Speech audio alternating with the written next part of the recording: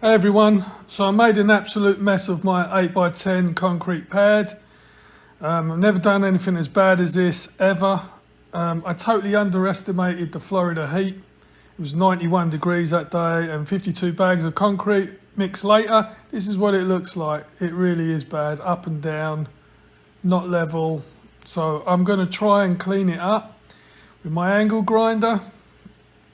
I bought a wheel called a Ryobi grinding wheel and a dust shroud that I bought on Amazon. I bought a 10-foot leader hose. It's Flexilla because mine didn't reach. Apparently you can use this diamond wheel, this grinding wheel, either in wet condition or dry condition. So I just thought if I do it in the wet condition, the concrete wet, that it will keep the dust down. So all I'm doing here is just letting the water soak into the concrete, and then I'm going to start. Alright, this is my Bosch angle grinder. It's a 5-inch angle grinder and it's variable speed. This is the dust shroud.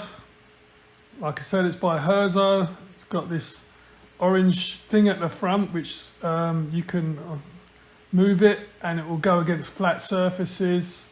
You can get right up to the edge with that. So the actual grinding wheel, it's a cut wheel. It's supposed to be a diamond.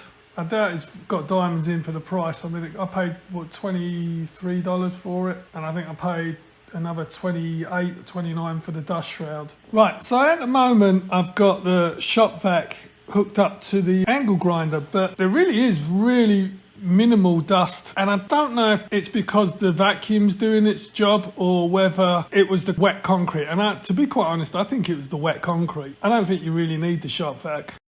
What I did find was it was working, but you had to keep moving either left and right, up and down, or big circles. The other thing I found was that you can't press down with this grinder. You had to put very minimal pressure on the angle grinder. Otherwise, you're leaving digs and divots in the concrete. You're probably making more work than you should.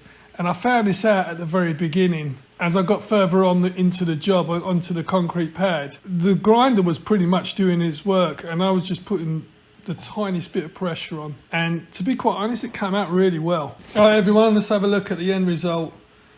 I'll take you on a scenic tour of my garden.